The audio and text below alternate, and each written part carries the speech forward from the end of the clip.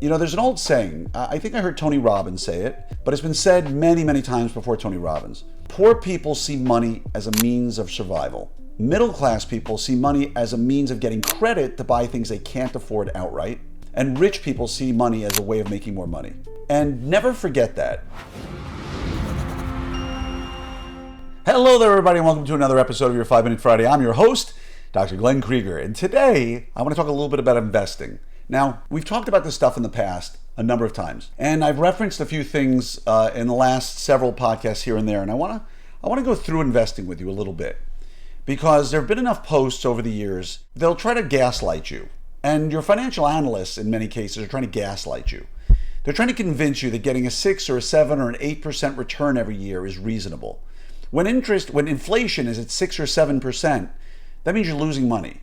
And again, I've said it before and I'll say it again. If my financial advisor told me that I was going to get 8%, let's use 8% annual growth as our estimate for when you can retire, I would immediately walk out of the office. I would get up, I would walk out and say, we are so misaligned. Sorry, I can't have you as my financial analyst anymore. You know, and so what should you be shooting for? Well, I'm not a financial advisor, but I will tell you, there are so many places out there where you can invest your money that will get you far, far more than 6 or 7% on your money. You know, there's an old saying, I think I heard Tony Robbins say it, but it's been said many, many times before Tony Robbins.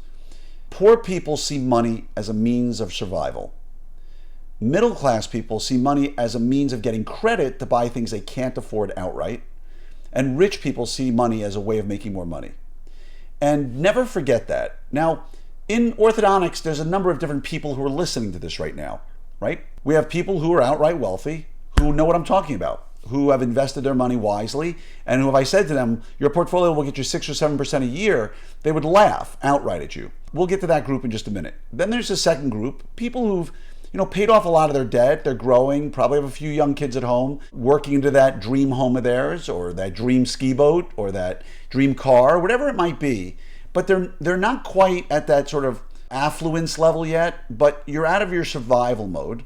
And then you get your third group of people where you're just surviving, right? You got student debt, you just came out of school, you don't know a lot about a lot, you're trying to figure out where the next steps are. The idea, a financial analyst sat with you and said, oh, when you retire, you'll need $18 million to be able to support your lifestyle. And you go, well, where am I going to get $18 million from, right? And so just to let you know, unless someone just walked into an ortho practice and was handed $1 million a year, which is pretty uncommon, we've all been there, folks. No matter where you are, we've all started at the survival mode. At least I did. Ramen, noodles, hot dogs for dinner, chopped up for the kids, right? Like wondering where the next payment is coming from, not paying the rent on time by 2 or 3 days so you could pay off the medical insurance bill or whatever it might be.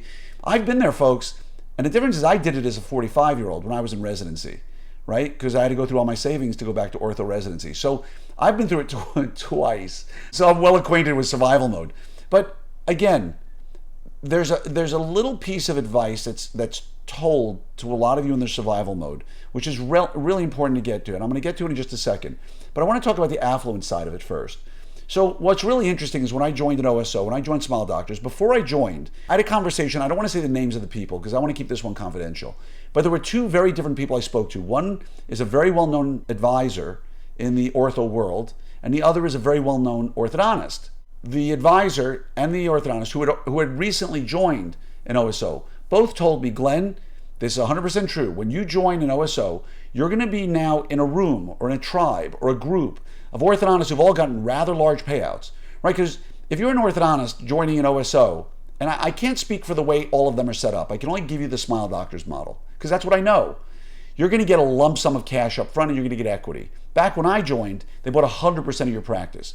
Right now, they'll buy a percentage of your practice, which I find far more advantageous because you continue to make profits as you can take 40% of your profits every year and get 60% up front. So if your practice is, $1.5 million EBITDA, you could get $6 million in cash up front and, still be making 40% on your net profitability every year and sell the practice, that 40%, a second time later on down the road. Well, back then it was 100%. So you're sitting in a room or a tribe or a group of people who all have millions of dollars of cash. Now, you might be working for 20 or 30 years and you've got millions and millions of dollars of cash, and that's great. But what was said to me by these two individuals before I joined Smile Doctors was this: Glenn, something that nobody will explain to you that will happen is the moment you suddenly close and you start talking to people, you're going to be finding advisors and investments that you never knew were available. Commercial real estate, private equity, venture capital.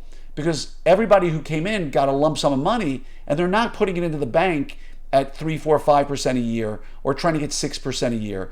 Their advisors who are generally higher level advisors are putting them into some pretty amazing investments. Some belong to investment groups, and all of a sudden you're going to be getting opportunities to invest your money in a way you never knew possible. Lo and behold, they were 100% right. The second we signed, within literally months, all of a sudden I find myself in commercial property deals, I find myself in venture capital, I find myself in private equity, I find myself in a lot of startups. And it's funny how that happens, because those opportunities may have been there when I still owned my practice, but I never knew about them.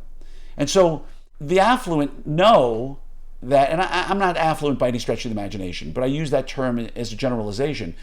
The affluent know that, if you invest in commercial real estate, which the average Joe can't afford to put in $1 million cash or $1.5 million cash into a deal, the opportunity to make a whole lot more money is there. And there are opportunities like private equity. And remember, a top 25 private equity fund, not OSO, not DSO, but just private equity, right? That exists, will generally return statistically 23 to 42% per year. You heard me right.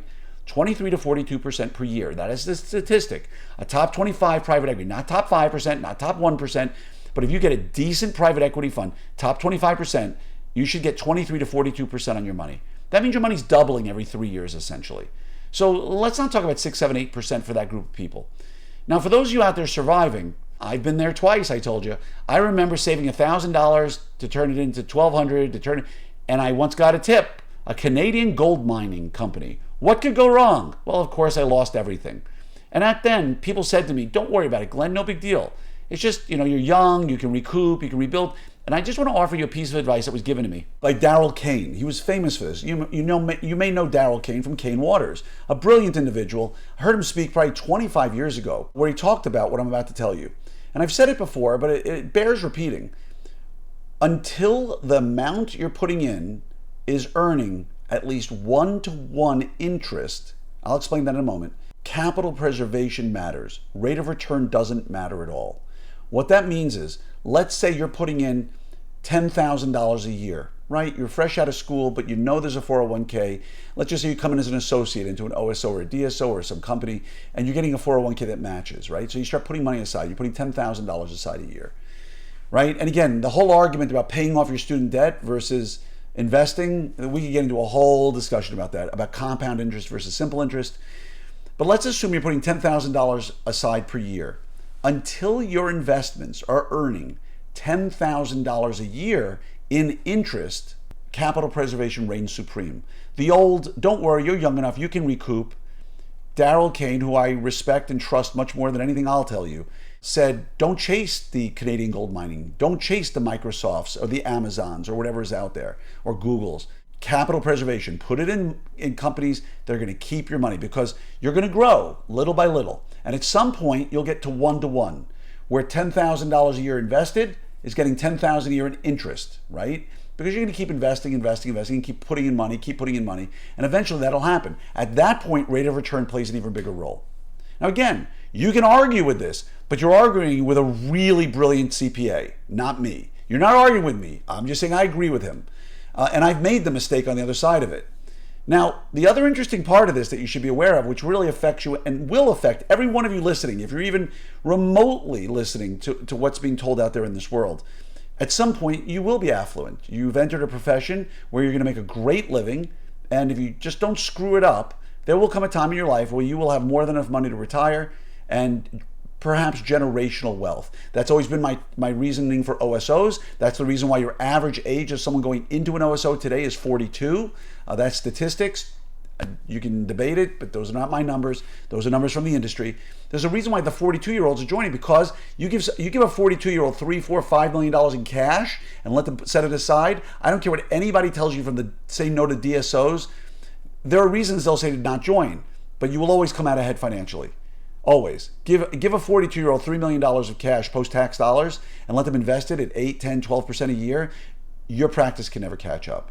It's just simple math. I've done the math more times than I count, and that doesn't include the equity that's growing in the company side of it. So what I'm getting at in this is the 1-to-1 ratio is very important, but the 3-to-1, which you will get to at some point you'll be putting aside, I'm just making up a number, you'll be putting $100,000 a year into your retirement savings, but you will be getting back $300,000 a year for all of your investments, right? So you might say, I got $100,000 a year to invest, but I'm getting back $300,000 in interest. That's a 3-to-1 ratio. Daryl Kane made it very clear, when you're getting 3-to-1 interest to what you're investing per year, you no longer need to put money into retirement, because you're putting in $1, but you're already making $3 every single year. And there's no reason to continue. That's where you take that money and you have fun. You buy that fishing boat. You go on those monster vacations. You fund whatever you want to fund. Go on tasting menus around the world. But his point is, a lot of people will get to that point of 3-to-1 and just keep investing. And he's like, you don't need to at that point. The money becomes superfluous. Just put it into something you really want. Go buy that Birkin bag every year if you want to, right? If you don't know what a Birkin bag is, you're likely in stage number 1. But my point in all of this is, there are people way smarter than you and way smarter than me, and I would listen to them. If you have the opportunity to preserve your capital, do it. But once you have that 1-to-1 ratio, now start chasing rate of return wisely. Speak to people around you. And like I said, at Smile Doctors, I got several hundred other orthodontists who all got a lump sum payout, and they had to do something with it.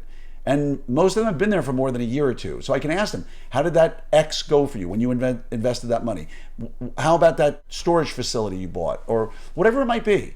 And that's when it really becomes fun. And as I've said here many times, Pete Stickney from SLX Capital, I've had him speak at Vanguard. I'll have him speak at other things. I've had him speak to my RD group numerous times. He got us a 58% return on investment in 28 months in commercial real estate. And we took every penny we had and rolled it over with him, because he's an honest, knowledgeable human being in a very protected space in commercial real estate. He's not getting out there and doing crazy stuff. And so, again, he apologized for 58 because he said the next one, it was the first time doing that kind of project, and he expects the next one should be even higher. So when you're being told 6, 7, 8%, don't listen. Push for more, but don't risk your capital. Just be smart, preserve it, and I hope this message helps you. If you want to talk, reach out to me. I'm always thrilled to discuss this stuff with you. Much love to each and every one of you, and have a great day.